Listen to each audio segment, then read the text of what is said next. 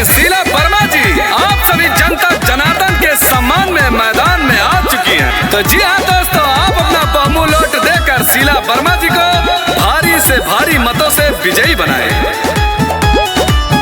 सुना चाचा सुनिए हो चाची, हमारा के चुनौआ जिता दी, हमारा के चुनौआ जिता दी। सुना दादा सुनिए हो दादी, शीला वर्मा के चुनौआ जिता दी। करबे गाँव के विकास पूरा होई सब बयास, करबे गाँव के विकास पूरा होई सब बयास, हाथ जोड़े रउआ कहा तानी।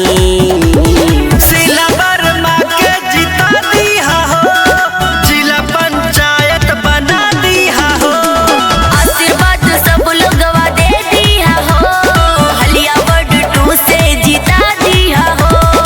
जी हाँ दोस्तों, हमारी बहन शीला वर्मा जी का कहना है नदौली, कठारी, ड्रमनगंज, दुर्जनीपुर, लहुरिया, दर, भैंसोड़, महेशपुर का विकास ही विकास होगा और सरकार की सारी सुविधाएं उपलब्ध कराई जाएंगी। प्रतियोगिता गाँव में चलवैबे, बेटा बेटी के फ्री शिक्षा दिलवैबे।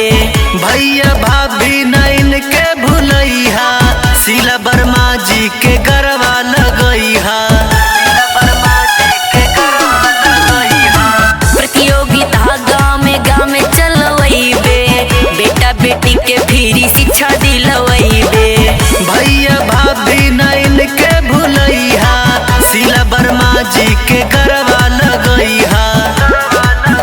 करी सबसे पुकार होई सपना साकार, करी सबसे पुकार होई सपना साकार, सच बात रउआ कहा तानी। शीला वर्मा के जिता दिया हो, जिला पंचायत बना दिया हो। आशीर्वाद सब लोगवा दे दिया हो, हलिया वर्ड 2 से जिता दिया हो। शीला वर्मा जी का कहना है काम किया है काम करेंगे, झूठे वादे नहीं करेंगे, गरीबों का हर काम किया जाएगा। विधवा पेंशन, वृद्धा पेंशन, आवास हर गांव में, नाली, खड़ंजा, RCC इंटरलॉकिंग किया जाएगा। बन जाई गौवा के टूटल फूटल रोड हो, माई बाबू खुल के करी हा सपोर्ट हो। लइका सयान बूढ़ कहेला जवान हो, शीला वर्मा जी के कर मतदान हो।